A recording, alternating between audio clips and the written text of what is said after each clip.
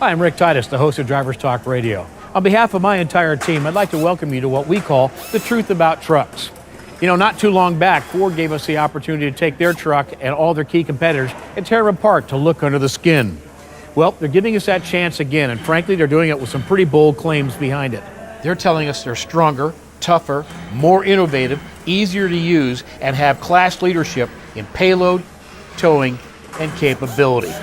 They want us to go bare knuckle, no punches held, to take their 09, the all-new F-150 they're bringing to market, and compare it to the key competitors. And when they said take them apart, we took them at their word. The goal?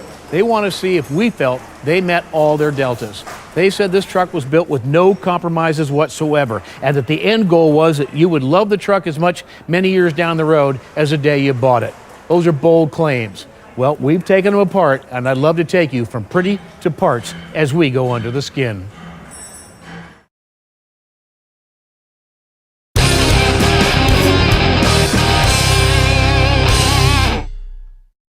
I've brought you to the back end of the 09 F-150 on purpose. I want to talk to you about brakes. I understand everybody wants to talk about the go pedal, and no one seems to want to talk about the whoa pedal. The good news is Ford puts a lot of emphasis on the whoa pedal. See, they take the responsibility of having best-in-class cargo and best-in-class towing seriously. And you're asking yourself, with brakes? Oh, you betcha, pal. Because a day is going to come that once you got all that go, you're going to be looking for some serious whoa. And to that end, modern technology. Now, some of the competitors, in fact, have caught on. Toyota for one, Dodge is the other. Now, what's the big deal? There's drum brakes and there's disc brakes, and as you can see, the disc brake's aptly named. It looks like a disc. The big advantage of disc brakes is their ability to get rid of heat. See, the whole responsibility of whoa is taking motion and reducing it to heat, and heat's the snag. Well, disc brakes do great because they're fully vented, the heat gets away. The other thing that was pointed out to me, remember, disc brakes stay adjusted all the time. Not true with drum brakes. So given the advantages of this kind of technology, you would assume that everybody would offer it. Well, let me show you something we learned. More accurately, a very disappointing discovery. During the course of putting 4,200 miles on this Chevrolet Silverado, we obviously did brake testing. And one of the things that caught us out right away was that every time we did repeated stops, the distances kept getting longer. Now, why would that be happening? Well, we assume, just like the consumer who buys this truck probably assumes, it had four-wheel disc brakes. I mean, it is a truck. We were very disappointed to see that they stuck with the old technology, hence less expensive, in the form of drum brakes. Now, drum brakes work pretty good on the first stop. There's a lot of friction surface here. The problem is, as you can see by their design, they store a lot of heat. And in braking, a lot of heat is not your friend. Not only in just 4,000 miles are these brakes already out of adjustment, but they glaze the drum as well. That nice, smooth, polished surface is not your friend. Hence why the distances kept getting longer. Yeah, this may be cheaper, but I'd like to remind Chevrolet, they bought a truck, not an economy car.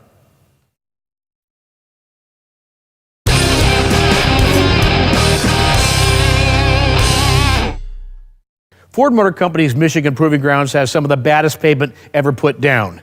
And within that circle of pavement lies a half mile called Silver Creek that we just love to use. It don't get any worse than this. It makes even the headliner and the radio knobs work to earn a living. So let's take our 4 trucks and go to Silver Creek, and let's see who really engineered durability.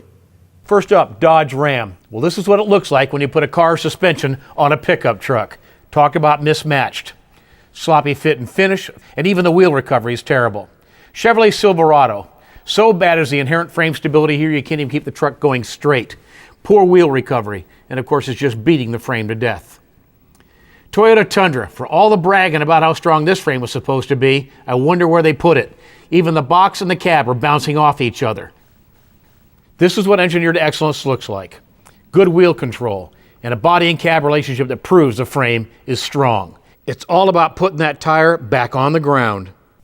If you think Silver Creek looks brutal from the outside, you ought to try being the test driver sometime. It really does, in fact, beat you up. Now, at the conclusion of that testing, we brought those same trucks back here to our lab and started our teardown. Those are the trucks that you've been looking at. It was during the course of that teardown that we made some pretty startling discoveries, not least of which is once we pulled the powertrain out of the Toyota, we pulled the dust cover off the engine mount, not expecting to see anything, where we noticed it was torn. 4,000 miles and it's already torn, and then we noticed the metal shavings. That made us look deeper. It was during the course of that investigation that we discovered on both sides of the engine the mount had already been banging against its own retainer. This is not good stuff. That's an adequate mount for a Camry. That ain't going to get it done in a truck. But then again, who said they actually brought a truck? Now, that said, we started paying more attention to the other players. We pulled out the Chevrolet mount, and though it isn't, well, nearly as weak, it is a very old design. It does a fair job of noise isolation, fair, but in long-term durability, that's not the key player. We then, of course, wanted to go to the all-new Dodge, and frankly, we were a lot happier with what we saw. A monstrous casting, albeit with a very small rubber isolation. This was, well, a little disappointing because with this much beef, you'd have thought they'd have paid attention to getting the noise isolation down. To give you a direct comparison, this is the engine mount out of the F-150. As you can see, not only is the casting beefy, but so too is the noise isolation in the form of rubber. And there's a lot of intelligence in that rubber if you pay attention to it. The way it's designed pays on all axes, so that no matter how the engine wants to move or put any kind of noise and vibration into the vehicle, this thing's there to snub it. So you've got to engineer every detail. The truth about trucks isn't about the brochure. It's about what's under the skin, deep under the skin.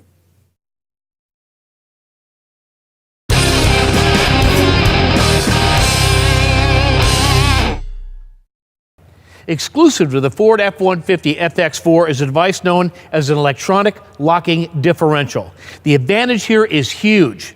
This device literally allows you to lock in the traction prior to the wheels slipping to look for it. Now, Dodge and Chevrolet, well, guess what? Their wheels will actually spin before their locker kicks in. That means you're already in trouble. And so smart is this device, it actually talks to the transmission and reprograms the shift logic to allow you to do a better job.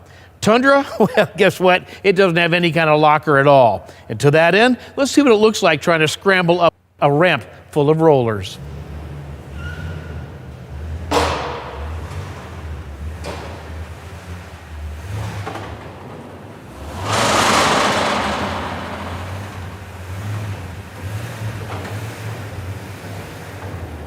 All right, now the Chevrolet Silverado. Watch for the wheels to spin before they actually get traction.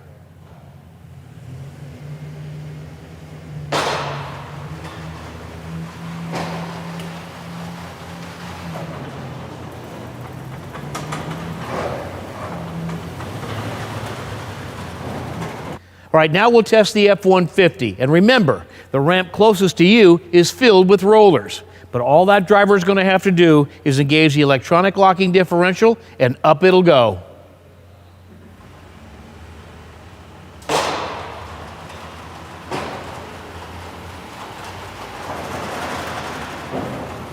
Electronic locking differential, exclusive to Ford. You just saw. Once you use it, you'll never want to be without it.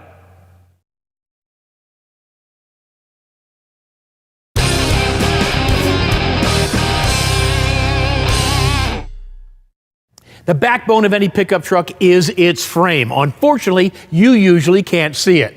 Till now.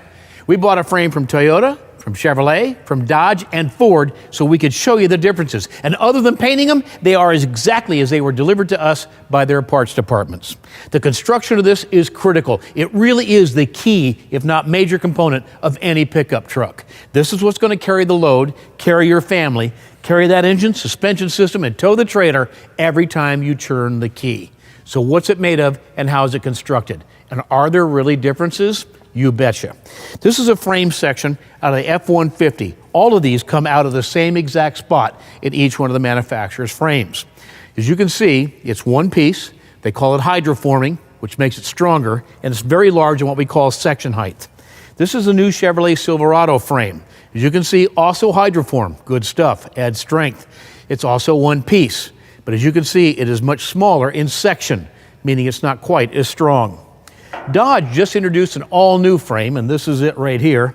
Give you an idea, it's neither hydroformed, nor is it one piece. In fact, it's two C-sections welded together. Not exactly ideal. However, Toyota felt it was adequate because guess what? They decided to copy it, and that's their section. Yeah. And believe me, there's places in their chassis where it actually opens up. Not good stuff. Now, another key component. Not only frame rail section, but cross members. This cross member, the third one in the row, considered to be critical. Ford not only makes it a box section, they use high-strength steel in portions of it, and they through weld it in their frame. Toyota actually rivets it in place.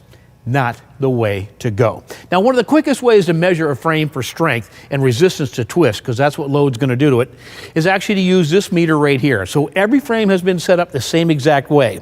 From the center point of the rear suspension, 57.5 inches along an arm. The potentiometer is 9 inches back in every one of the frames, and we use 225 pounds outboard on that arm to measure resistance to twist. Let's see how the Ford fares.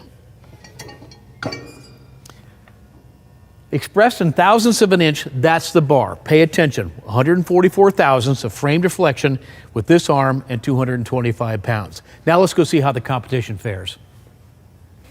Okay, let's see how the Chevrolet Silverado does. We'll put some load on it, about 225 pounds. 184 thousandths. Now to give you an idea, that's sitting here on a static display. That's really not a lot of weight. How does it apply to the real world? Remember, when you have your vehicle fully loaded up and turn the steering wheel, you can put thousands of pounds of force in here, not just 225. This is their latest frame. We had hoped for a bit better. Okay, let's measure up the new Dodge Ram, and I want to emphasize the new Dodge Ram. I would anticipate fairly low numbers here because this is the all-new chassis. Well, that would have been a bad bet on my part. We would have expected far better. Again, they spent a lot of time developing this frame. But it kind of begs the old hamburger ad, where's the beef? Where are the big cross members? Where's the middle cross member? Where's the through welding? You know, perhaps they really don't want to be in the truck market. They went to coil springs, works nice on luxury cars. They've softened up their frame. If they still had frames under them, luxury cars would like this frame very much. But when you're going to load your truck up with any kind of cargo or any kind of towing capacity, those are not the numbers you're looking for. The biggest loser here isn't Dodge, it's the person who buys it. Last and most certainly least, Toyota Tundra. We'll let the tail of the tape tell the story. A deflection rate 4 times greater than that of the F-150. Now, Toyota's had a lot of years to study what the competition was doing, and yet this is the best they could come up with. Let me show you what the deficiencies are and how they'll affect you down the road. In terms of cross members, they're not even through welded in the best cases, and in some cases, actually riveted to the frame itself. Bad call. The fact that they use an open C channel when nobody else does. It also has an effect on handling, particularly when loaded, certainly long-term durability, and even a reduction in squeak and rattle. Riveting an open C channel is not the way to go. You've seen the twist numbers. You've seen the frame sections. We've shown you the cross members and even the differences in construction methods. This isn't radio knobs or carpet thickness or chrome grills or even what the cargo box will hold. This is the backbone of the truck. Put more succinctly, this is what Built Ford Tough is all about.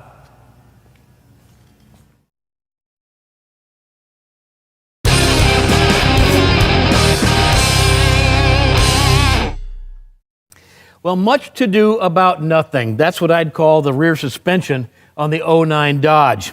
That's right, you've read it everywhere. Big news, Dodge is going to coil springs. We couldn't wait to get the wheels and the body out of the way to see if there was some hidden trick that they had invented that was going to redefine pickup truck rear suspensions. Bottom line, nope. Gotta tell you what, if you own a taxi cab, that's the way to go. If you're going to build a truck, that ain't the method. Let me tell you what I'm talking about. Rear suspension of pickup trucks have to tolerate big load variables. The days are empty, the days are half loaded, and the days you'd actually like to use a thing like a truck. Well, to give you an idea how serious they're not about being in that particular piece of business, here's the warning letter out of the glove box of this new Dodge. It says this vehicle is not recommended with use for a slide-in camper. There's also warnings here about center of gravity. Frankly, if you wanted a truck, you should have put a truck rear suspension under it. Let me show you how the pros do it. The leader in the business sets the bar, and that, of course, is the F-150. Now, the other key trucks in the market use a leaf spring. It is the conventional piece of wisdom in terms of suspending the back of the vehicle. I said big load variables. When the truck is empty, you're riding on the principal spring. As you add more load, boom, you're into the second spring. Now, when you want to go to best-in-class tow capacity or cargo capacity, Bang, you're into the third spring. See how it's adjustable in rate? And to make it ride nicer, Ford even added 6 more inches to it to give it that nice ride quality. A coil spring can't do that because it's not as adjustable to large load variables. Dodge chose the wrong spring and used it in the wrong application. And of course, there's a stability issue. You want these rear wheels to continue to aim straight forward. Narrow was Chevrolet, narrow was Toyota Tundra. Ford went 3 inches wide to make sure there's no wander or squirm from the back of the vehicle. And outboard shock absorbers. Their job, control that spring. Mount them outside, you get better tractive force and a better ride quality. See, when you're the leader, you don't have to copy anybody else. You show them the way, and Dodge just forgot to look.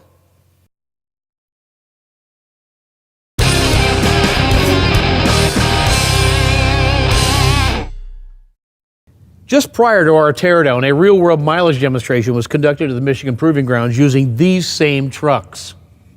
All trucks were given 1 gallon of fuel and told to drive at a steady state speed in line with one another. F-150, Toyota Tundra, Dodge Ram, each driven at precisely the same speed. The goal, who could go the longest on the measured gallon. Well, Dodge already used it up. Toyota is now out of fuel. And going the distance, the F-150. When studying those results, we wanted to find out why the Ford went further. Turns out, they use a very aggressive program in the fuel shutoff system. What I'm talking about is when you lift your foot to coast down, they're very quick to get the fuel completely shut off. I mean, fuel dumping in then is totally wasted. The F-150 4.6-liter 3-valve has a 6-speed automatic transmission. The torque converter in the 6-speed is constantly relocking and searching for more fuel economy. The result of all this engineering, the 4.6-liter 3-valve V8 has 292 horsepower and 320 foot-pounds of torque, an impressive combination of both power and economy. Bottom line, turns out if you want fuel economy, you've got to engineer it in.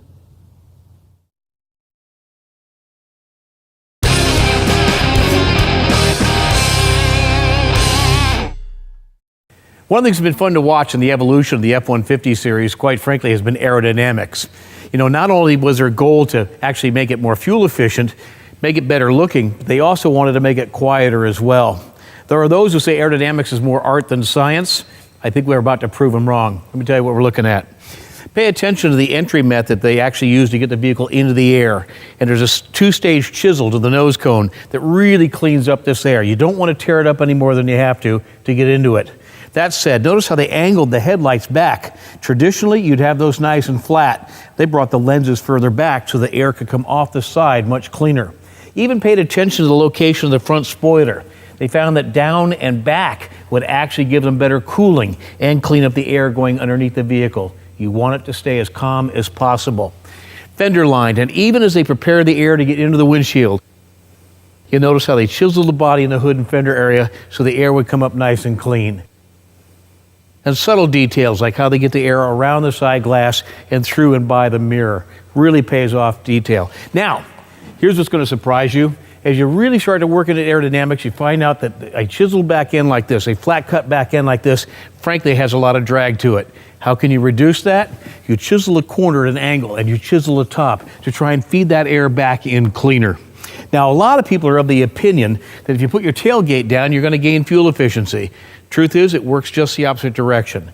You work with that high pressure area here, and as the air comes off that cab, it literally comes back in here and touches the spoiler that Ford has now molded into the top of their tailgate. This gives you a little bit more downforce and gets the air off the back of the vehicle cleaner and more efficient. For most of Ford's competition, drawing a pretty truck's just enough. That's not the case at Ford. They wanted it pretty, but they wanted it efficient, and they wanted it quiet, and they wanted it stable. Aerodynamics, part art, part science.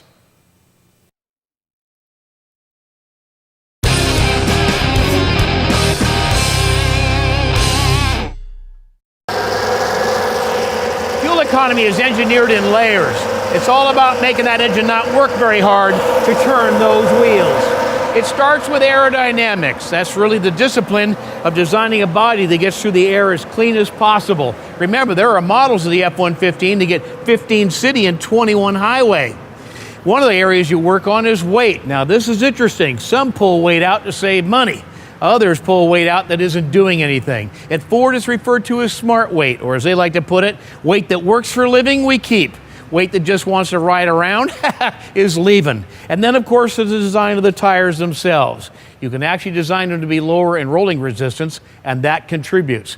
What really helped out new for 09 is a new rear end ratio, a 315:1. Talk about slowing that motor down. Good way to go. A muffler design to minimize back pressure with a straight-through design. And how do you get to have that rear end ratio? Well, you just come up with an all-new 6-speed transmission with a very low first gear for getting you and any trailer in motion, but at the same time has a double overdrive 5th and 6th gear, so you slow the motor down while you're going highway speeds. And let me tell you, when you get that wide range of ratios, 6 different gears to pick from, you can really help the fuel economy. And a smart torque converter, one that's constantly recalculating to relock the converter whenever possible, again, to tie it to the higher ratios. A subtlety of detail, how about the engineering of the actual motor mounts to lower the idle RPM so that every time you're sitting in a stoplight, you got an engine that's churning very slow, again, saving in fuel economy. And for 4x4s, what a great item this is. A disconnect system for the front axles. So when you're driving in 4x2,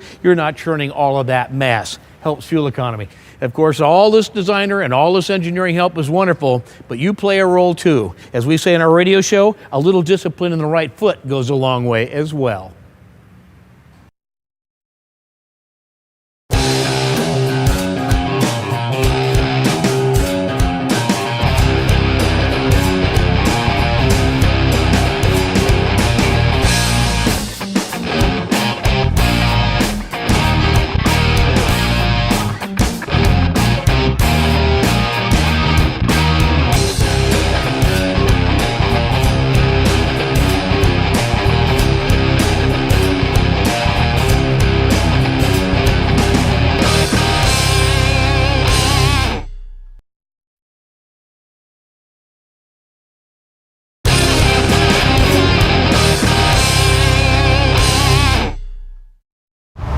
When it comes to towing confidence, it's built into the 09 F-150. We love the features available to give you that confidence. Case in point, you start down a steep hill. The speed's starting to get kind of high. All you got to do is hit tow haul, touch the brake pedal twice, and now the engine and transmission start to work together as the trans literally starts to downshift to help slow you up.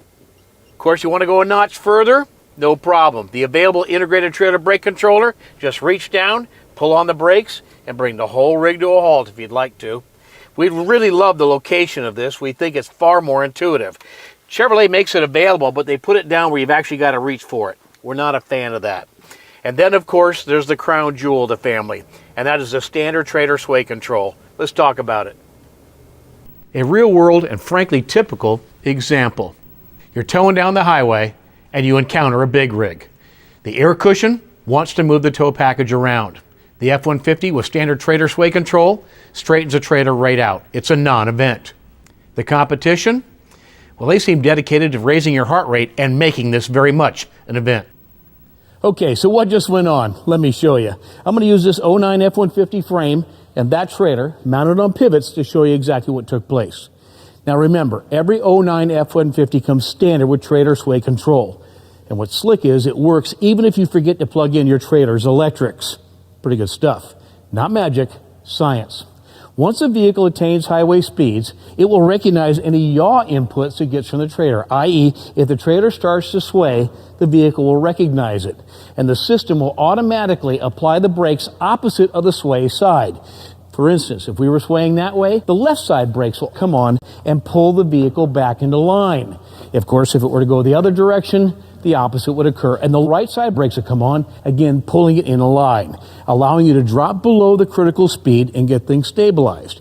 If you have the integrated trailer brake option, trailer sway will instantly apply the trailer's brakes to help decelerate. Dodge is the only other truck with trailer sway control, but theirs is not the same. They do not offer the integrated trailer brake option, so their system won't automatically apply the trailer's brakes to help reduce speed. Chevy and Toyota? Well, they don't have any form of trailer sway control. Now, approximately 80% of the people buying an F-150 expect to tow at one point or another. So this built-in feature obviously means a great deal. Just know the F-150 is best prepared to come to the task the day it's asked to be used. The F-150 is the one that really will give you towing confidence.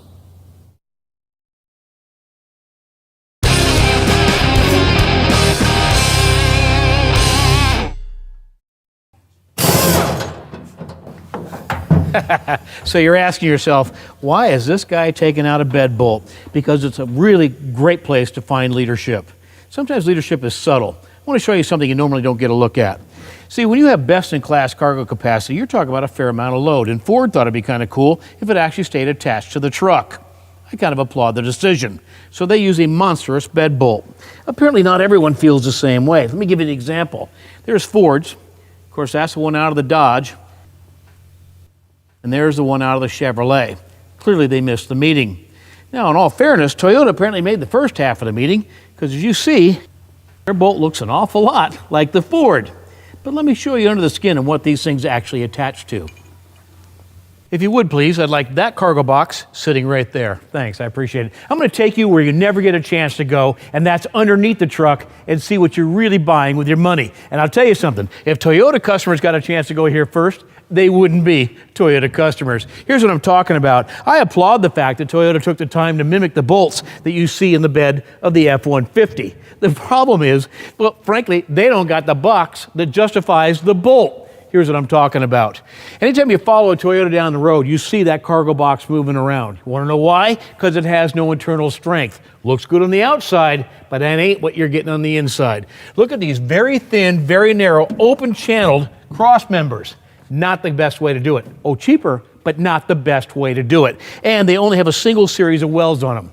Let me show you what leadership looks like. If you're going to have the bolt, you should probably have the box. And to that end, Ford does a heck of a job. Look at these cross members. Look at the width, the strength, and the fact that they're inverted and actually double series welded. That gives you double the strength. Like I said, if you're going to have the bolt, you probably ought to have the box.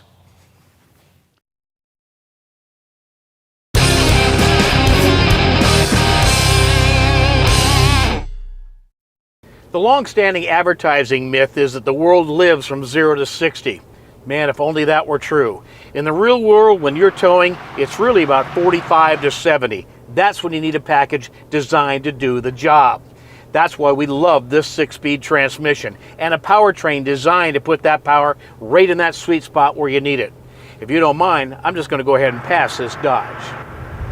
Well, interestingly enough, Ford, Toyota, and Chevrolet have come to the market with 6 speeds. But Dodge, with that big bad boy Hemi, 5-speed transmission, they can't match up or take advantage of their powertrain to help the vehicle become the tool. Great for drag racing, not great for towing.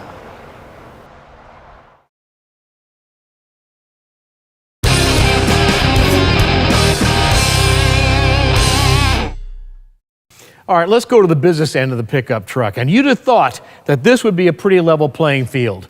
Turns out leadership has innovation even in this key region of a working truck. Let me show you what I'm talking about. Ford has best in class in terms of cargo volume. How'd they do it? Because they went deeper on their side rails than virtually any of their competitors. 22.4 inches. That's a good news, potential bad news scenario. Here's what I'm talking about. When we analyzed that, we said, boy, that's awesome, makes perfect sense, gives you great volume, but how do you get to all of it? The leader comes up with innovation with a class exclusive, hands-free to use box side step. Bang, hold your cargo, step on in, and load it the way you need it loaded, or pull it out the way you gotta do it. And again, it stows away hands-free. That's how leaders think. Now, other key details. One of the things we fell in love with the first time we used it was what they call the rear view camera. Hidden within the actual logo itself is a camera that allows you to back right on up to a tail ball hitch. Now, as a guy who gets out 5 and 6 times trying to get his truck lined up, this is a feature I look forward to having myself. Now, even at night, the backup lights illuminate this area, and either on your mirror or if you've got the nav system, it'll show up there, allows you to back up first time, every time, bang, right to the ball. Neat technology. Tailgate assist, standard in Ford. Optional in some trucks. We think this is an important feature to make, frankly, living with the truck far more practical. They introduced something in Super Duty last year that we thought was awesome and hoped that eventually it would trickle down to the smaller trucks. Well, they didn't wait long. They understood when they had something going for them. They call it tailgate step. We call it a feature you just flat have to have. The ability to literally walk right into the back of your truck. This is how you maintain leadership. Now, the innovation doesn't stop there. Not only does this thing stow easily, as you can see, not exactly hard to use. Of course, they've got innovation in the overall cargo management system. Here's what I'm talking about. Now, most everybody in the game at this level already has some form of what they call bed extender. Ford took this one yet a notch further up. It completely breaks down and stows totally out of the way. So in terms of interfering with cargo you want to put in, or what has been a drawback for a lot of the competitors, the fact that you have to remove the whole system in order to fully use the box, again, they came up with some innovation. They also came up with this stow system and cargo management system. Now, at first blush, I didn't know if I would want this, but when you see the innovation and the flexibility this gives a customer, again, you understand why these guys are, in fact, the leaders. This thing's capable of holding up to 600 pounds. It's completely adjustable in how you divide the cargo, and you can option it up with what initially struck me as just toolboxes. Turns out these can be coolers as well, and I thought that was kind of neat. Last detail, subtle but really important. Standard rub rail guards. I think this molding is very important if you really care about your truck. The notion of dragging cargo over and across this paint job, not pleasant, yet Chevrolet doesn't even have it. Come on, guys, get in the game. This is how leaders do it. This is why, in fact, they've got the most flexible and usable and, frankly, the leadership position when it comes to cargo box design.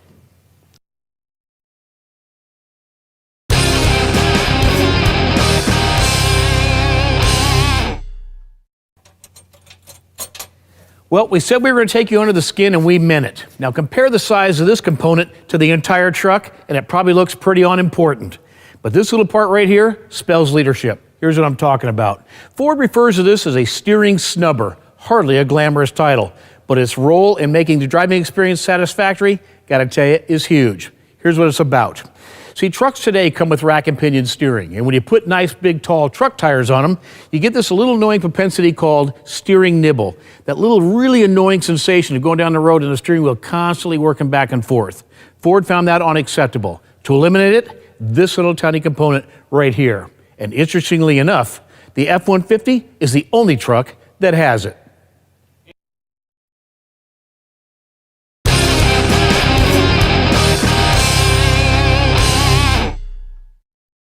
When it comes to dynamic safety, you want every piece of technology you can get, and the leader gives it to you standard. The biggest safety breakthrough of our generation has been the development and introduction of ABS. It has saved countless lives. Now, they refer to it as an anti-lock braking system. We like to refer to it as the ability to brake and steer. Awesome breakthrough. And a number of manufacturers had started to take big advantage of what that ability to count and cross-compare wheel speeds could do. But Ford took it a notch higher and said, what can we develop from it as well? They developed a thing called EBD, Electronic Brake Force Distribution. It's great that you can get after the brake and steer the car, but what if the system on board that comes standard could measure those tractive forces and said, you know what, based on the kind of stop you're trying to make, we know there's more traction available, we're going to add brake to those key tires. Good stuff, and standard equipment on F-150. Then there was the introduction of standard advance track on Ford's SUVs, and now coming on the 09 F-150. Talk about taking the technology another notch. Literally the ability to put the vehicle back on its intended path. Again, by cross-comparing wheel speeds and tractive forces, applying brakes to get the vehicle straightened out and put down the path that you had initially aimed it. Then they took it another notch further with the standard introduction of roll stability control. Again, developed in SUVs and now standard on the 09 F-150. This little box, a lot of brains in here, sits right here on the floor of the vehicle. And what it measures is what we call the roll moment of the vehicle. Based on the braking effort, based on where the wheels are turned and how the body is leaning, it says, you know what, we don't want to get in a rollover situation. We want to put more braking effort on to flatten the body out. That's dynamic safety. That's taking advantage of every technology available, and the leader makes it standard.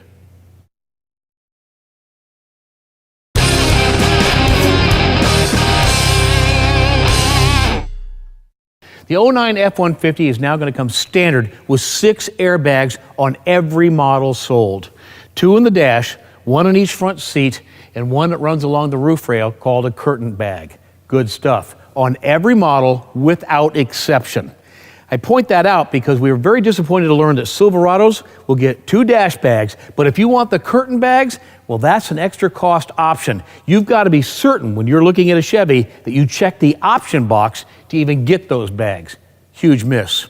And this really shocked us. Most Dodge Rams will come with 4 bags, unless, of course, you unfortunately bought a regular cab. In that case, you're getting just 2.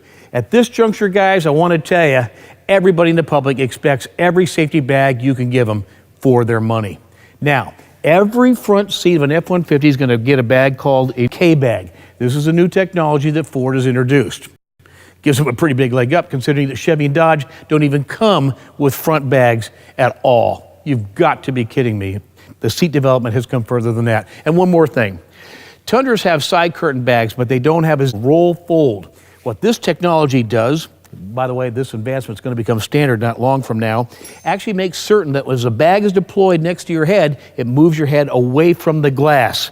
Look for this technology to become very popular. One more thing. Attractive door panel, don't you think? Hardly the whole story. Hidden behind it, a device they refer to as a pelvis pusher. Funny name, big responsibility.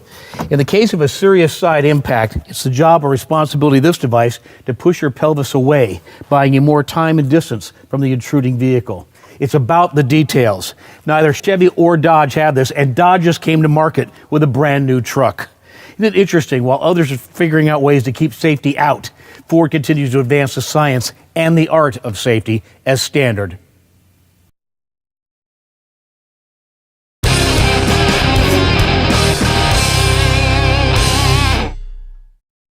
If you're truly seeking the truth about trucks, you've got to go under the skin. And when I say under the skin, I mean into the skin.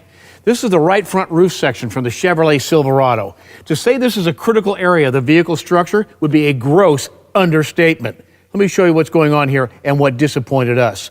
This is how it was done a lot of years ago. Note the absence of any internal structure. We were very disappointed, but that's how Chevrolet chose to do it. Okay, let's take a look at the Toyota. Yeah, as we thought. Substantially better than that of the Chevrolet, but disappointing in total cross-section. This really would be better, albeit more expensive, if they made this bigger. You know, this is getting to be kind of a typical theme for this truck. As they say in Texas, all hat, no cattle. That's a Toyota. Okay, Dodge Ram. Let me show you this one. Bearing in mind, again, this is an all-new truck. All right, this was a mixed bag for me. Here's the thing. Definitely better than Chevrolet by a bunch. Clearly even better than that of the Toyota.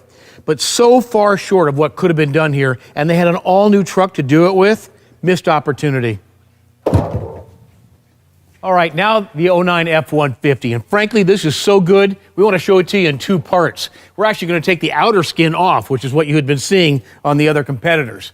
They use an ultra-high-strength steel that they actually hydroform, and this halo runs all the way down to the base of the A-pillar. This is how you do it. I got to tell you, that's what they meant when they said no compromises.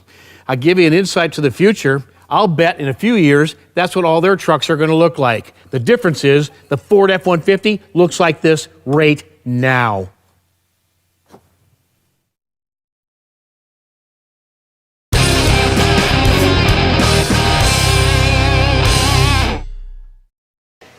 You know, when it comes to front structure, do not judge the book by its cover. When you peel off the hood, the fenders, and the front grills, you find out real quick who really came to the game. Let me tell you what I'm talking about. This front structure has a lot of responsibilities. We'll talk about the crash responsibility in a minute, but on a day-to-day basis, this thing has a lot to contribute to the overall owner satisfaction experience because it stiffens up the cab and frankly stiffens up the frame. Now let's talk about the crash responsibilities. When impact masses come in, these front structures have the job of self-sacrifice and controlling not only the rate of deceleration, but how those impact masses come into the vehicle. So you want to make certain that as an owner, you got all the front structure they can give you. Not a bad start on Dodge, but not enough in my opinion. Talk about not enough. Toyota. Now this was a very effective method a few years back to actually build in front structure, but the game, or if you will, the bar, has moved significantly. They forgot to follow it. From an engineering standpoint, this is about 2/3 the size it really needs to be to do all that job. Its principal responsibility, hold the fenders on. Now, talk about inverting that whole system. How about apparently the responsibility of the fenders to hold the structure on in terms of a Chevrolet? That is unbelievable. Take the cover off this book, you're holding no book. Now let me show you how it's supposed to be done, and the people who continue to raise the bar. Once again, we peeled off everything and found that Ford had come to the game and moved it uptown. That said, you know about the responsibility of stiffening up the front of the suspension system. It makes it more responsive. It's done in race cars all the time. We want to quiet down the cab, you build in front structure. You want the doors to stay in place, no squeaks and rattles, you build in front structure. And if you want to win at the safety game and protect your customer, you build in front structure. Look at the way this can actually control intelligently impact masses and determine where they go to go around them in the cab. Did it work? Oh yeah. Insurance Institute for Highway Safety, top safety pick. National Highway Traffic Safety Administration, 5-star rating, frontal crash and side impact. Yep, when they talk about building a truck with no compromises, they mean it inside the book, not just on the cover.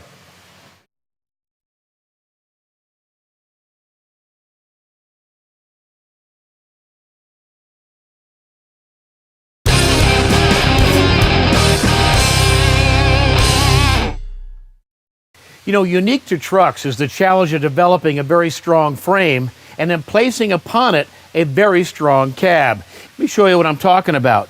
Specifically, the interior, where you don't get to see this, all this additional structure, all the way around the roof, down the pillars, these all add to the long-term durability and owner satisfaction. Now, it's an interesting mix of steel materials. You can imagine they use high strength in key areas, they use ultra high strength in other key areas, and there's even boron steel in the B pillars of what they call the Super Crew. And we really knew they were on top of the detail list when we saw gussets in the corners of the roofs to reduce the amount of twist. Keeping them quiet, just as important, and I'll come to that in just a second. They've even added 6 inches of length to the cab. And on the convenience list, wait till you see this. The floor got a ton of attention as well. I know that sounds curious, but pay attention. Completely flat for load-in. One more time, they moved the bar. Now, how did the others do? Well, let's take a look at that Chevy. Yeah, I don't think that was designed to be revolutionary. And Toyota, you're not sliding any boxes across that floor. And Dodge, you'd be lucky to slide your feet across that puppy. It's not the way to do it. Not if you're going to lead the pack. Now, sound deadening. Boy, that's a critical one. Ford, thicker in floor mat. Of course, you see some of the spray in here. They use what they call quiet steel. It's actually a laminated steel panel in the front bulkhead. As you can see, sound deadening mats all the way around the interior, including the back. And we even found some insulation that gets installed at the last second during the assembly process. Yeah, it's attention to detail that makes a difference, and boy, have they got it. You know, it's become real clear to us that at Ford, the cab is not just a box for holding seats.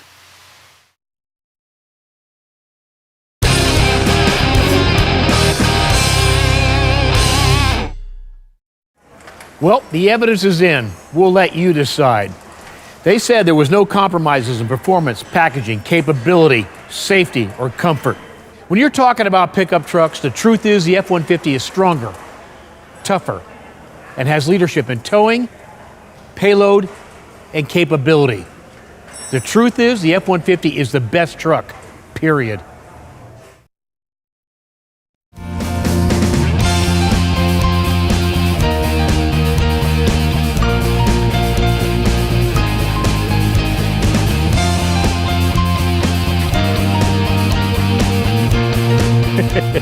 This is going to be fun. Hi, I'm Rick Titus, the host of Drivers Talk Radio, and welcome to Super Duty Teardown. That's right, we're taking them all the way down. Oh, not just the Ford, we're going to take the Dodge and the Chevy as well. We want you to get an inside look of what these trucks are really all about. Let me give you just one little example of where we're headed. I hold in my hand what is, well, unglamorously referred to as a leaf spring bolt. I know that doesn't sound important, but this little piece right here, or in this case, this large piece, actually holds the rear suspension off the truck. I mention that because it's so much larger on the Ford than it is on the Dodge and Chevy. We're going to show you some innovation the competition doesn't have as well. How about this? A stowable bed extender. Literally folds out of the way or can be flipped over depending on how you need to configure your bed. And boy, do I love this one. A tailgate step. This makes life a whole lot easier when working with your trucks. And that's what these trucks are about, aren't they? Working? Well, you won't think so when you see what the competition builds. Here's an interesting piece of innovation. It has kind of a funny name. It's referred to as a piezo injector. Almost looks like a surgical instrument, doesn't it? This thing represents a lot of advanced technology. Technology that, quite frankly, benefits you, the owner and driver. And talking about benefiting the owner-driver, here's one you're going to love. And talk about leading innovation and the use of technology. You know those nice chilly mornings when you jump on your leather seats in the middle of your truck and you're wishing it was warm instantly? Guess what? Ford's addressed that. 08 Super Duty has a thing called Rapid Heater. This thing gets the interior warm in a very big hurry. Really neat stuff. That's right, we're going to go in and make those kind of discoveries. And of course, we're going to give you an honest look of what Chevrolet's been doing with their truck as well. When we get done here, I think you're going to understand why Toby Keith calls this thing the Big Dog Daddy, because that's what it's all about. So please, join me.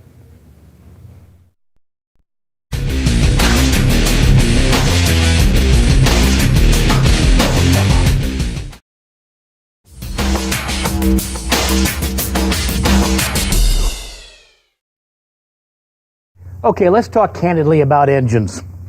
Now, at this level, these trucks are expected to work, and I suspect a lot of people believe that all you have to do is just add more power.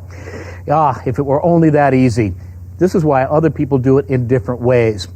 This is the Power Stroke 6.4-liter diesel. This is a big engine, and it is all about power, but it has other responsibilities. It needs to be efficient, it needs to be tailpipe clean, and it needs to have drivability, and we're going to touch on each one of those.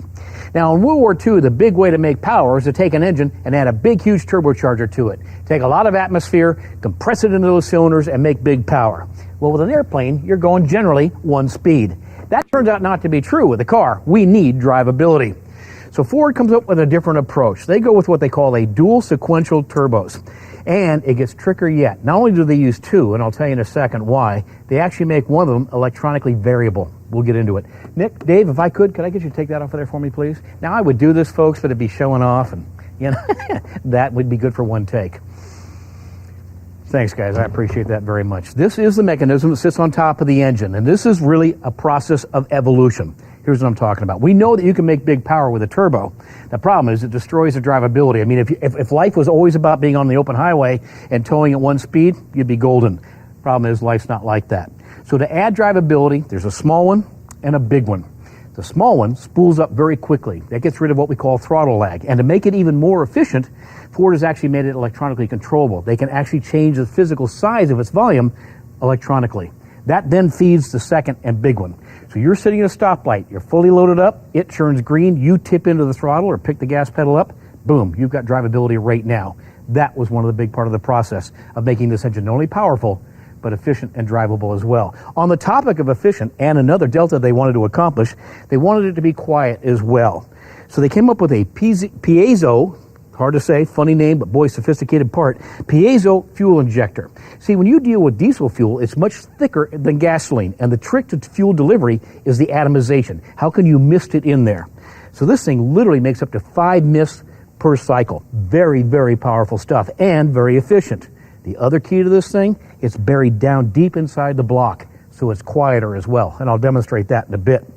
But every time you make power, you gain other challenges, and there's other ways to make it happen. Case in point, okay, we know a turbo adds power. We know the 2 turbos improves drivability. We've also learned that if you cool the fuel and cool the air that the engine's actually inhaling, it gets even more powerful and more efficient and cleaner at the tailpipe as well. Now, you make more power, you make more heat, and durability is certainly important to this customer. So Ford has tested over 600 engines and nearly 10 million miles of durability deltas to make sure this engine's strong. This water pump, 50% larger than last time. 50%. The volume of water this thing moves is monstrous. Huge impeller, big water or coolant going through the engine, and to support long-term durability there, guess what? This is the actual shaft inside of that motor. This thing is stout and a huge bearing to carry the load. Okay, now you made that power. Wonder where all that power is going. We got it to the pistons. Now we got to get it to the bottom end of the engine because that's what's going to get it to the rear wheels. Well, that kind of load can be huge. For long-term durability, well, this is the bearing half that comes out of the Dodge engine. As you can see, it's a 2-bolt system, and the bearings for these cranks would be right inside of here. frankly, pretty small. Chevrolet stepped it up significantly. It's not only larger, they use 4 bolts to control it. They want the stability of that being in there. And that's good stuff. I see the marked improvement. But let's take evolution a real rapid step forward. Why don't we just go ahead and go with a bed plate? Put all the bearings in one big, huge monstrous surface and gain a lot of control over what happens on the bottom part of the engine. That's why I said 10 million miles of durability. So if we know our goals are better fuel efficiency, certainly cleaner tailpipe emissions, enhanced drivability, and ultimately a quieter motor, how about another little perk? How about one that will start at minus 20 degrees? Something diesels aren't exactly famous for. Next time you're in a restaurant drive-thru and you can talk into the speaker and actually be heard, think about just how quiet that engine actually is. Oh, then throw in the power and efficiencies. That's a winning combination.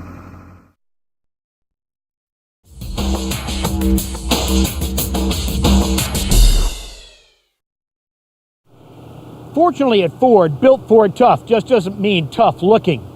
It means you can actually use the truck to work. Now, if you option their trucks up with what they refer to as a PTO, an optional power takeoff unit, we've got an additional water pump driving off of this one, you can actually run a myriad of accessories. And the way you make that PTO work best, well, you have it on high idle, which is also part of the programming. Now, you also get these upfitter switches. You combine those two options together, you've got a truck designed to go to work for you. Now, that said, a lot of manufacturers seem to think that when you were going to do that, you'd probably do it for 15 minutes at a time. That's not Ford's approach.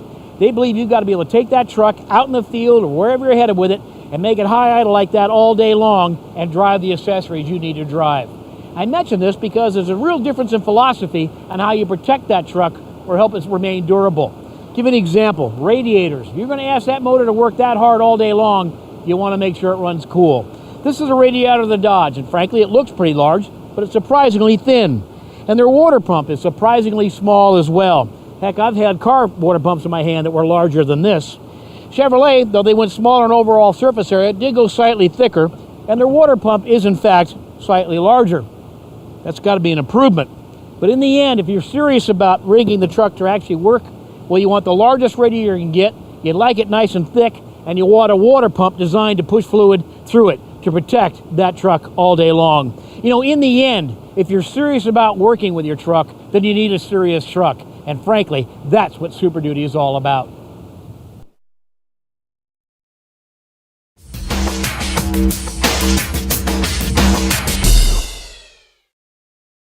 Now, I understand that new technology is all good. But you know, I sort of miss when you have a 4x4 of pushing levers and pulling gears and engaging hubs. Man, those days are history. On that Super Duty that comes with 4x4, guess what? You get shift on the fly. The ability to just hit a little lever, boom, you're in 4x4. I don't know, where's the drama? They do have one manual thing left. They have the availability of a manual hub override system, so you can get out and at least neutralize those two hubs. Sometimes it's just getting too simple, don't you think?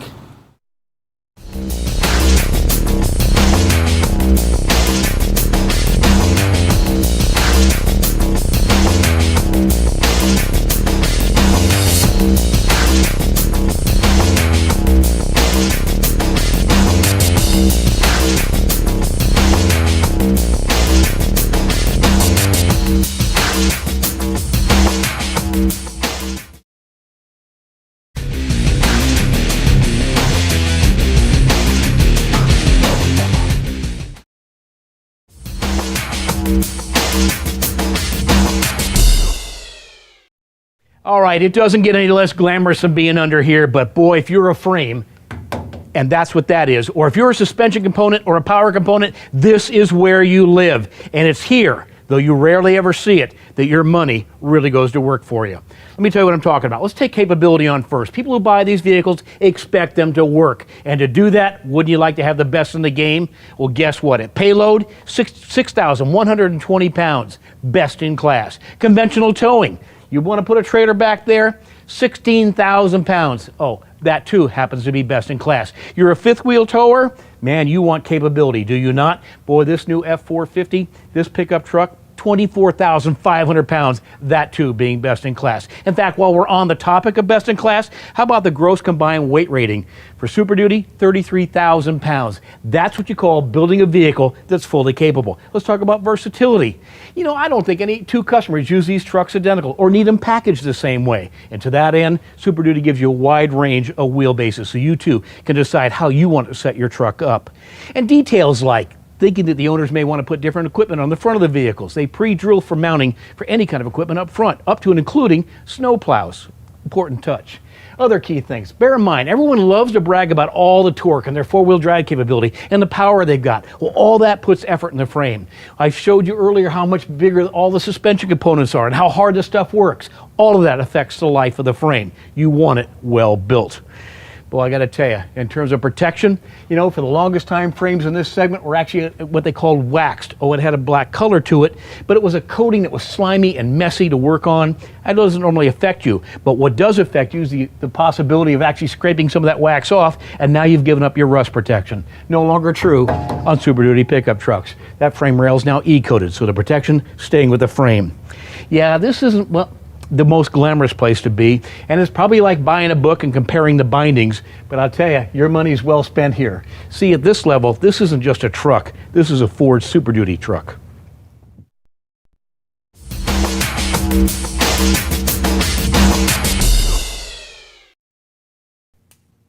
Well, our journey under the skin takes us even deeper yet into what I like to refer to as key components. Now, you might disagree with me, but we're talking about the components that actually keep the, well, wheels attached to the truck. So pretty darn important stuff.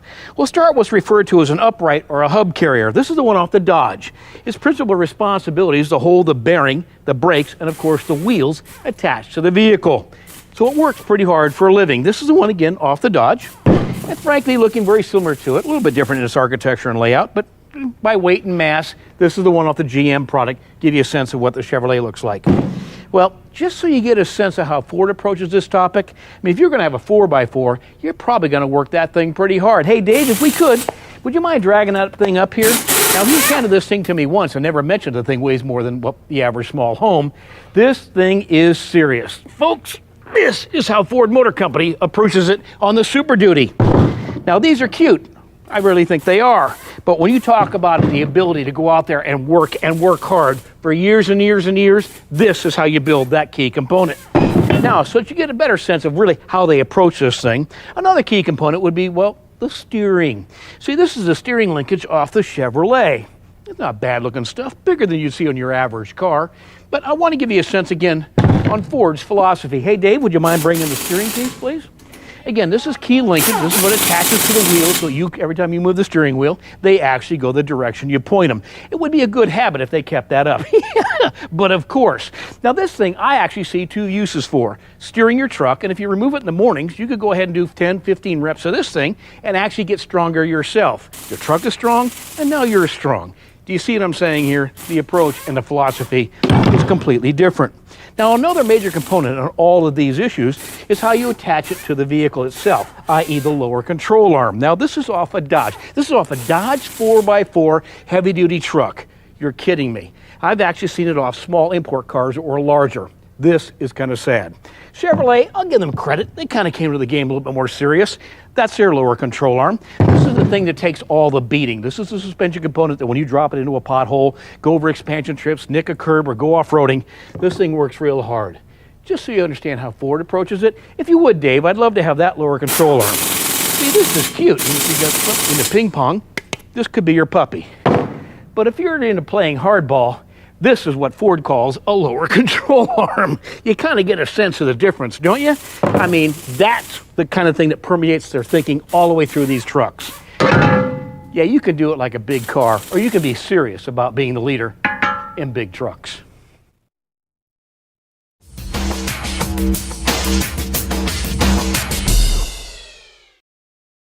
Ford suspension engineers gave themselves a very big challenge.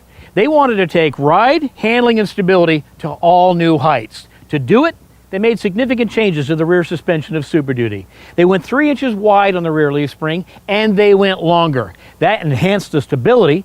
The extra length actually improved the ride, and guess what? The way they mount that suspension gave them additional strength at the same time. Here's what I'm talking about. To mount that rear spring, which really is fundamentally the rear suspension of the truck, we find a difference in philosophies by all three different manufacturers. Here's what I'm talking about.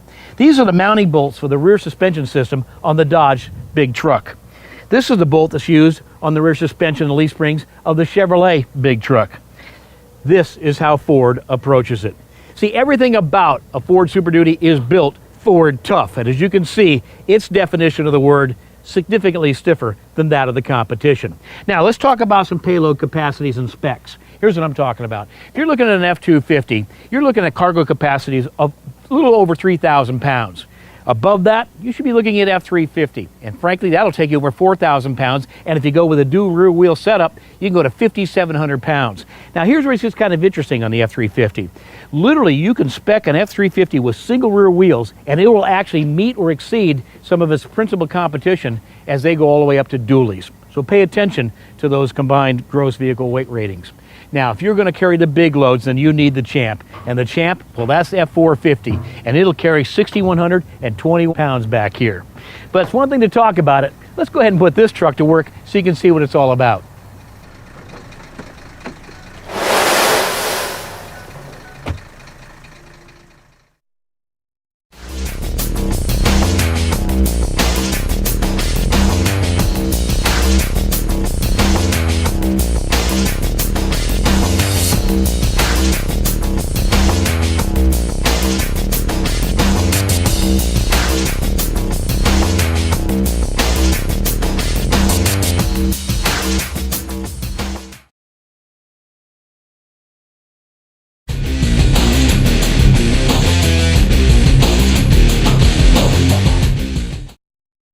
Americans love their pickup trucks. We use them for everything from recreation to transportation, and some of us even use them to work.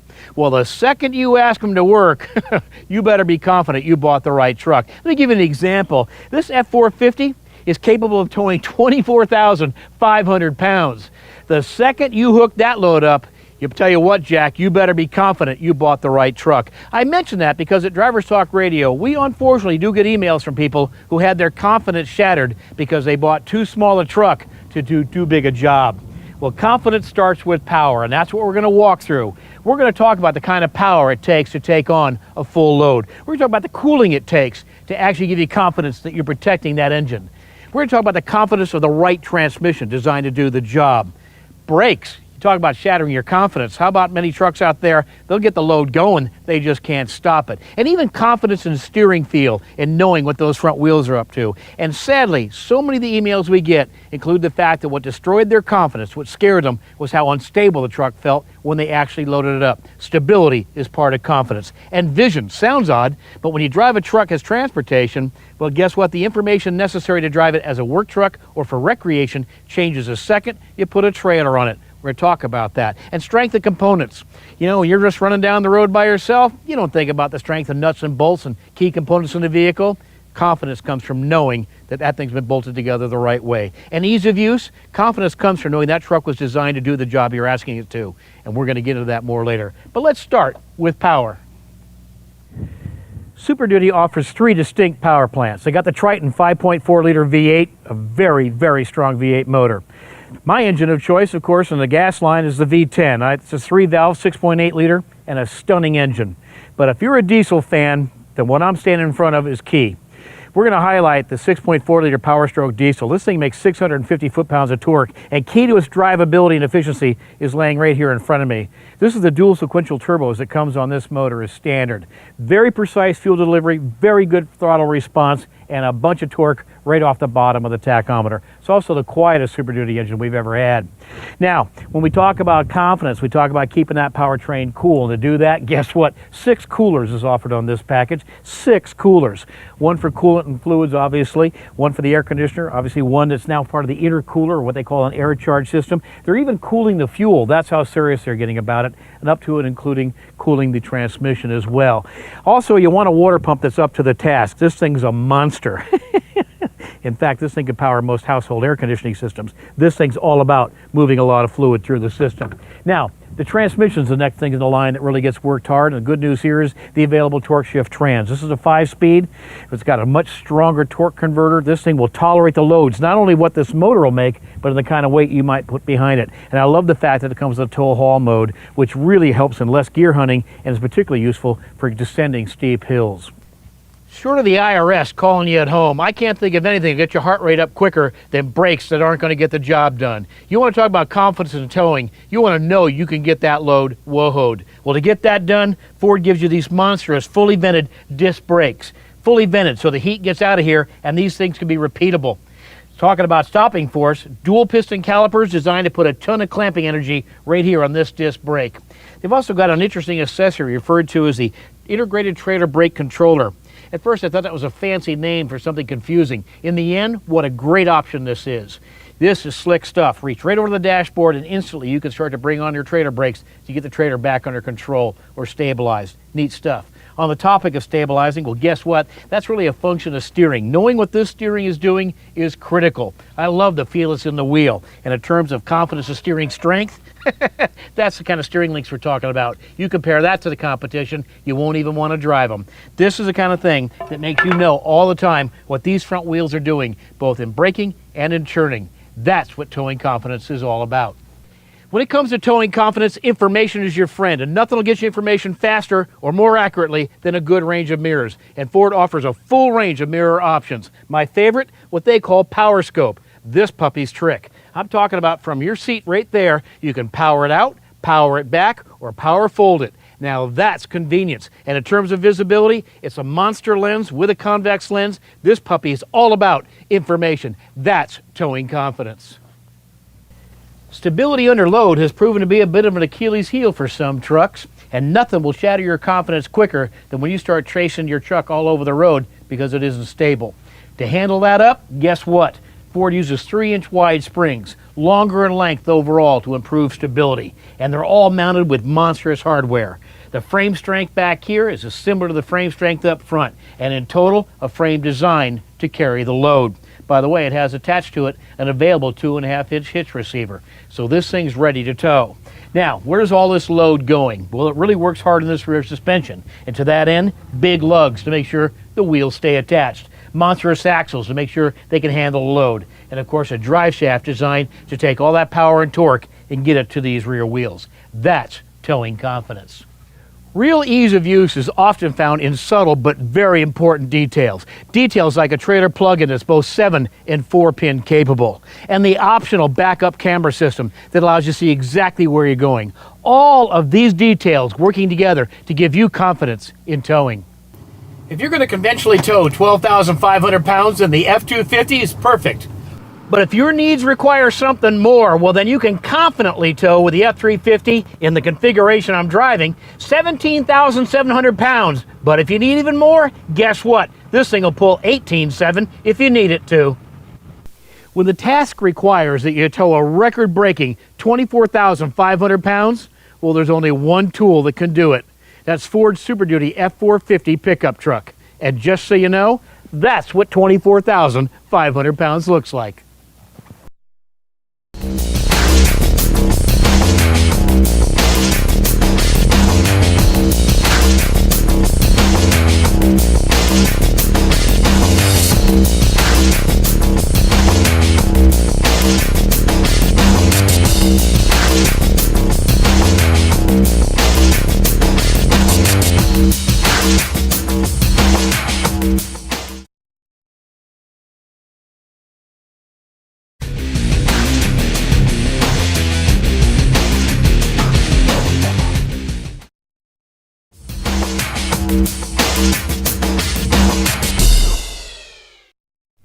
If you're new to pickup trucks at this level, you're going to be blown away at the selection.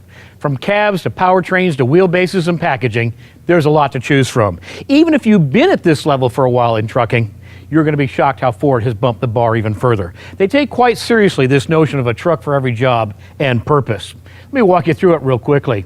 F-250, F-350, and Ford now makes an F-450, the only manufacturer making a truck at that package level for a pickup truck. 3 different cabs, regular cab, super cab, and crew cab. You've come to expect that. 2 different boxes, 6 3/4 or 8 foot, and of course available for either the dual or single wheel applications.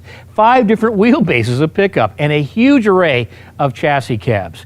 Engine choices become critical here, and boy does Ford give you selection on that count. The new Power Stroke diesel at 650 foot-pounds of torque. That thing's job specific.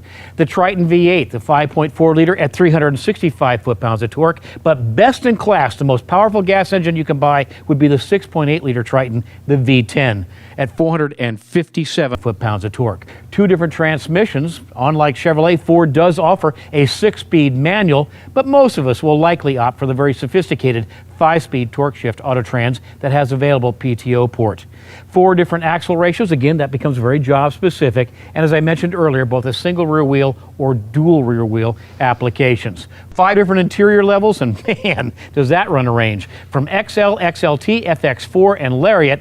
Add to that Cabela, King Ranch, and Harley Davidson. In terms of innovation, man, talk about leading the game. Available tow command, tailgate step, which boy does that make life a lot easier, bed extender that's storable, and of course rapid heat and the all-new reverse camera system. Yeah, if you want to come into this market and customize a truck specific to your purpose or your job, Ford's the one you need.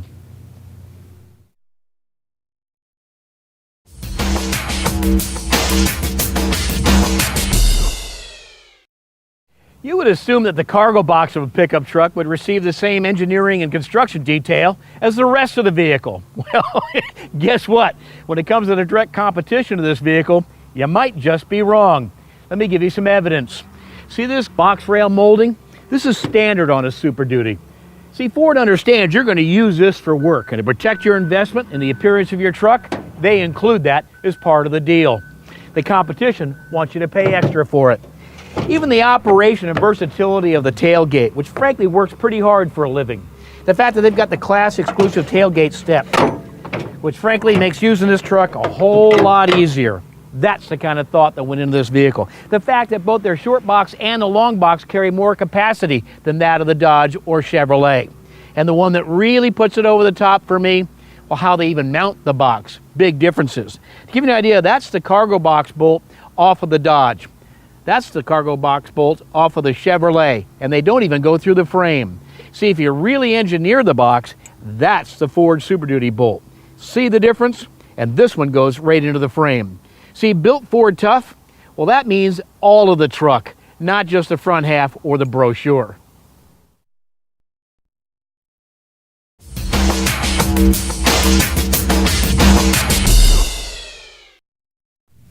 One of my favorite parts about this journey is that for a short time, we get X-ray vision. What I'm talking about is the ability to take you under the skin and give you an insider's look into how each one of these manufacturers approach building their truck. Oh, everybody paints them slick, and they all come with a really good brochure. But when you get underneath all of that, how much or what was the approach that the manufacturer used in building their truck? To give an example, tailgates work very hard for a living. This is a tough job. We took the skin off this one so you could see inside the Dodge and find out, did they really put the engineering money and time and effort into building you a good sturdy tailgate? Now, if you didn't have one to compare against, this probably looks pretty adequate. It's got a cross brace of serious depth and of course one support bracket. Hang around, you're going to be surprised. Remember, everything heavy you pick up, boom, gets dropped on that tailgate and then slid into the cargo box. And on the way back out, same routine. These things need to be durable, at least as durable as the cargo box itself. Here's Chevrolet's approach. One cross brace, one bracket. Oh, and for $95 extra as an option, they will give you what they refer to as easy lift, though quite frankly, given how puny it is, it probably ought to be called the kind of easy lift, and they give you a key. I mention that because they come standard on every Super Duty Ford that you buy. You actually get one that's twice the size, so it really is a lift assist, and of course the key is standard as well. Oh, and 3 cross braces and additional bracketing inside to stiffen this thing up. Now, by having a stronger box, you're going to get more durability, and it's thicker as well. You also get the opportunity for more innovation and how you use that tailgate. Let me give you an example. Here's the optional, what they call storable bed extender, so you get more cargo space. And of course, what I love is this tailgate step that only includes this handrail to help you get up there and the ability to work in and out of the truck much easier. See, when you really look under the skin, you begin to understand why they've been the best-selling trucks for 30 years.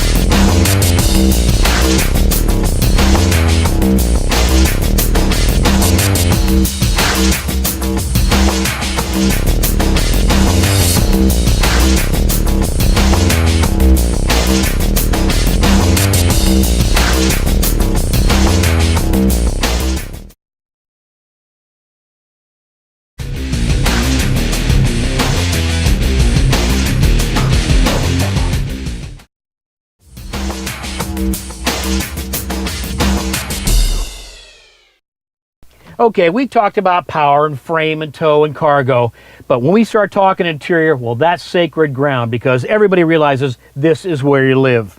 Now, Ford's efforts to be quietest really pays off right now because this is where you're going to spend a lot of time.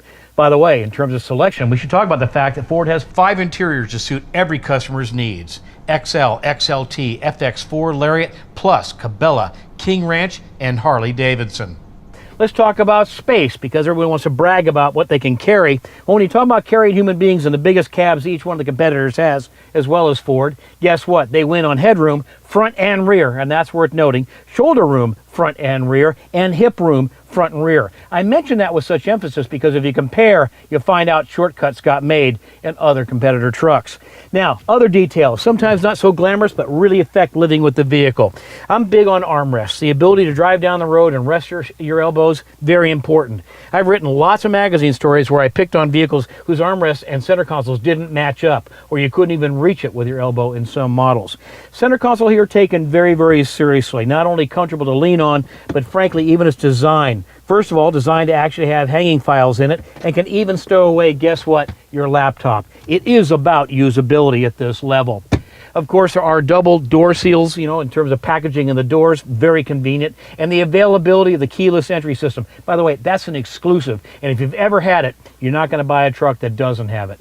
Now, on Lariat, I need to talk to you about the fact that they, in fact, have a dual zone HVAC, they refer to it, heat, vent, and AC system. Dual zone, and that's available with controls right here on the steering wheel. That's also available for the audio side as well. Standard audio input jack, that's the level you're playing the game at now. And of course, you want features like nav system available, satellite radio available, and big audio. Now, I'm not an audiophile, so big audio is the only way I know how to put this. But I'm talking the kind of power that can really vibrate the leather. To do that, you need 8 speakers and, of course, a subwoofer. Well, good news is Super Duty's got it. Oh, and the availability of a rear DVD system. Though as a driver, I got to tell you, I've never been able to fully appreciate that in the back seat, but they tell me it matters. And of course, this feature you're going to love.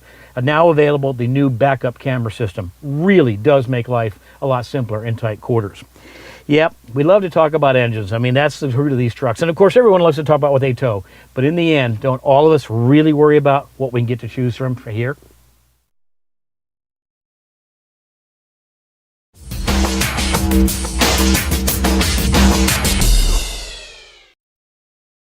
Every once in a while a feature comes along that you go, wow, why didn't somebody think of that a long time ago? Or better still, why don't even make it available? Well, the good news is on Super Duty, they have an option now referred to as Rapid Heat. It's a supplemental cab heater. What we're talking about is coming out to your truck on a very chilly morning and very rapidly bringing that cab to temperature. This is optional on the Power Stroke diesel. It's available in every cab from XL to Lariat to even including the King Ranch. This is a little feature, though you'll never get to see it, that's actually attached to the heater system that allows you to get your Tootsies warm real quickly. Now that's using your head.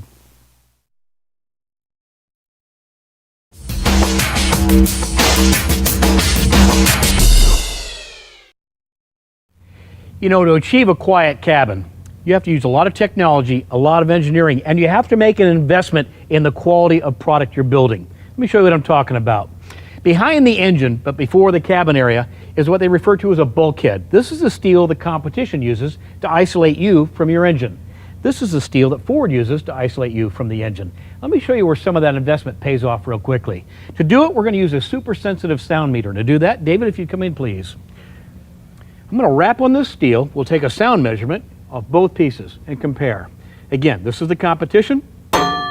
Super Duty competition reads 105.2 dB. Here's Ford. Super Duty quiet steel reads 93.9 dB. You can hear the difference. 93.9 for Ford, 105.2 for the competition.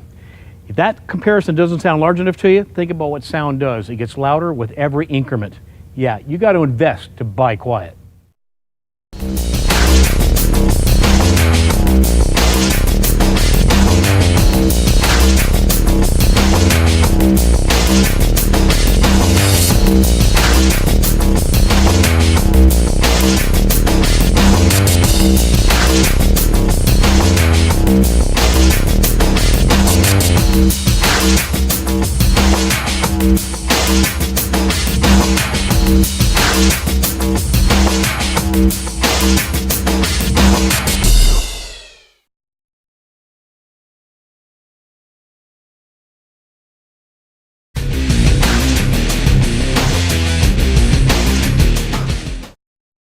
Apparently, they tell me that before I even introduced myself in the front of this journey, I said under my breath, this was going to be fun. I hope it was for you, because it certainly was for me. I've thoroughly enjoyed introducing you to this all-new era of Super Duty pickup trucks. By way of reminder, the innovation and why Ford leads this segment by so much. The introduction of the all-new F450. This truck tows 24,500 pounds. That puppy's all about getting the job done. This new Power Stroke 6.4-liter diesel, 10 million miles of durability testing. Talk about drivability. This dual sequential turbo motor is not only quiet, but it has good pickup right off the bottom, and of course delivers that massive work torque that you need when you really need to get to work. It's talking about going to work. How about the most powerful gas engine you can get in a pickup truck today? That, of course, is Ford's 6.8-liter V10 gas motor. Best in class horsepower and torque. And remember, torque is critical at this level. The availability of tow command. This is really trick stuff. You got the tow haul mode. You've got the integrated trailer brake controller. Stunning stuff. And now these all-new Power Scope mirrors that power out, power back, and fold away. Still the only truck out there using quiet steel in its front bulkhead. Really dedicated to making the interior more quiet. Standard trailer hitch on every Super Duty. You'd think that'd be the norm across the market. It's not. Only Ford puts it on every Super Duty you buy. One of the toughest, most versatile frames that's ever been underneath a Super Duty. I love what this new chassis does for it. And now it's E-coated as opposed to waxed. More cargo volume. That's right, their cargo box is bigger than anybody else's in this segment. And talk about big, how about the interior? More interior, well, hip room, shoulder room, and headroom in our cabs, even compared against that of the largest available from the competition. And of course, I want to remind you, Ford's F-Series pickup trucks have been the best-selling in segment for 30 years. Yeah, I have to agree with Toby Keith on this one. This really is the big dog daddy of Super Duty trucks. Thanks for being with us. Enjoy.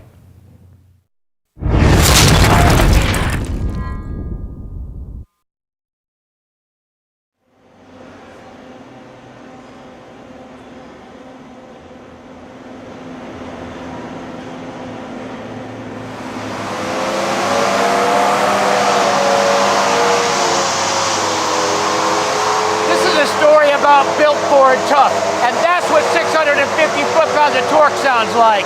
Now I know it seems like an odd place to start, but I wanted to tease you. What follows next, nobody else gets to see.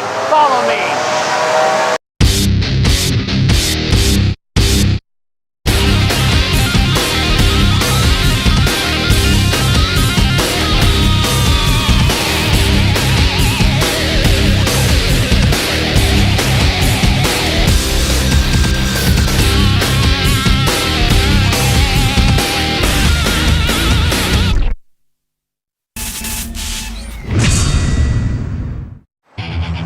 Hi, I'm Rick Titus, and I'm coming to you from inside Ford Motor Company's Louisville, Kentucky truck plant.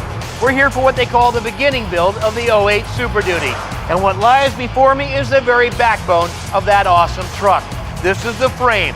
And some of you may have spotted it's actually on this tooling upside down. That's so they can put all the key components on relatively easy. You also may have caught how shiny it is. That's a function of the all-new E-coating, which is really about corrosion protection. And if you're talking backbone, strength is what you're after. Remember, it comes down to strength, durability, and capability. That's the real inside story on Super Duty. Okay, it's starting to come together now. This is, of course, the Dana 60 monobeam front end for the 4x4 system. This is where the frame, despite still being upside down, really does start to look like a truck. It also gets pretty exciting at this point because you see how strong, how beefy everything is. I mean, that's not for playing around. That's one of the world's strongest four-wheel drive front ends right there. Yeah, it's right here you understand, I think, what Ford Tough really means. 75 years of building strong trucks has taught Ford Motor Company that tough is an ever-evolving process. For 08, 13-inch front brakes, stronger in frame, an E-coat to make sure it's protected against corrosion, and 8 more inches added to the leaf spring to improve on-lade and ride quality. See, at Ford, built Ford Tough is more than just a slogan.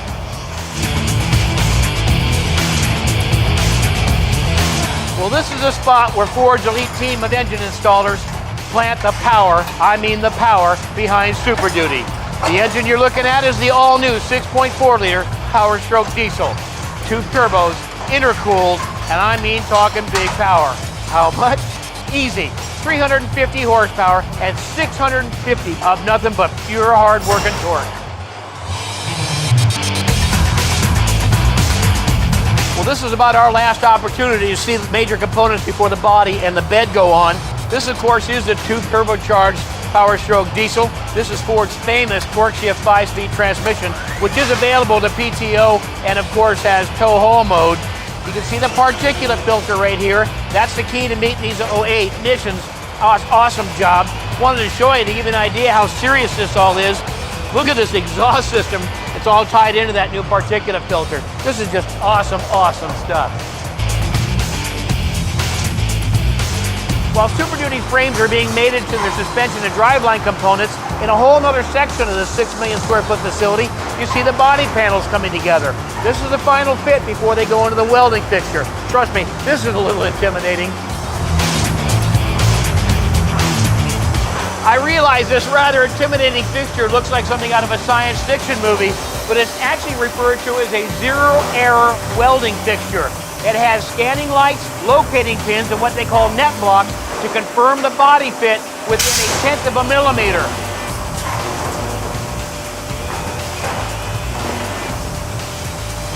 It plays a crucial role in why all the body seams and gaps and fit on a Super Duty are so accurate. It's also why they last for decades. Ford Tough is in the details. Case in point, new cooling module, 33% larger. It can idle for hours with a PTO unit going, and the serviceability, well, that doesn't have to be so tough, now does it? Quiet, like quality, has to be built in. Case in point, foam in the pillars, sound absorbers in the floor, quiet steel in the front bulkhead, and of course more attention to detail in how you exit the interior air. Yeah, for a lot of people, that's their office, proving, you know what, to be tough, you don't have to be loud.